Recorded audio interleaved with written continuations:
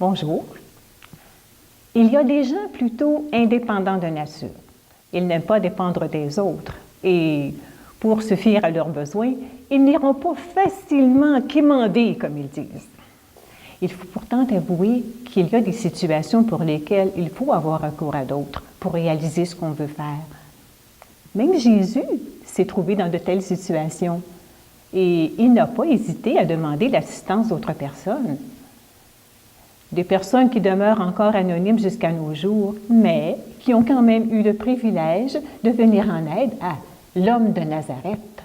La première scène se situe un peu avant ce que l'on connaît comme l'entrée triomphale de Jésus à Jérusalem.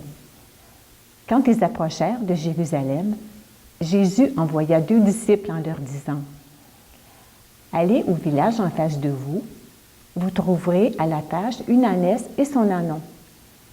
Détachez-la et amenez-les. Si quelqu'un vous dit quelque chose, vous direz « Le Seigneur en a besoin », mais aussitôt il les retournera. Le Seigneur en a besoin. La deuxième scène, elle, se situe au moment où Jésus se prépare à manger son dernier repas avec ses apôtres.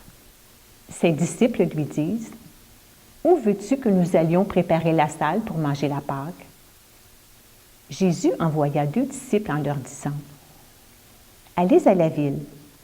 Vous rencontrerez un homme portant une cruche d'eau. Suivez-le. Et là où il entrera, vous direz au propriétaire « Le maître te fait dire, où est la salle où je pourrai manger la Pâque avec mes disciples? » Encore une fois, le Seigneur en a besoin. Il y a bien longtemps, Jésus a emprunté une ânesse. Il a emprunté une salle. Et aujourd'hui, il continue de demander notre collaboration. Il n'a jamais cessé de demander notre assistance pour réaliser ce qu'il veut accomplir. Paul, l'apôtre, le rappelait aux chrétiens de Corinthe. Nous sommes les collaborateurs de Dieu. Rien de moins. Certains d'entre vous se demandent peut-être ce que vous pouvez faire pour contribuer à l'œuvre de Dieu. L'œuvre de Dieu en vous, l'œuvre de Dieu dans notre monde.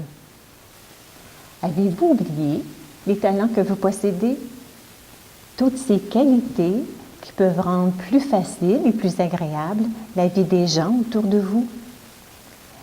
Ces talents et ces qualités, Dieu peut en faire usage à sa manière, et d'une manière qui pourrait bien vous surprendre. Accepteriez-vous de prêter à Dieu ce dont il a besoin de votre part?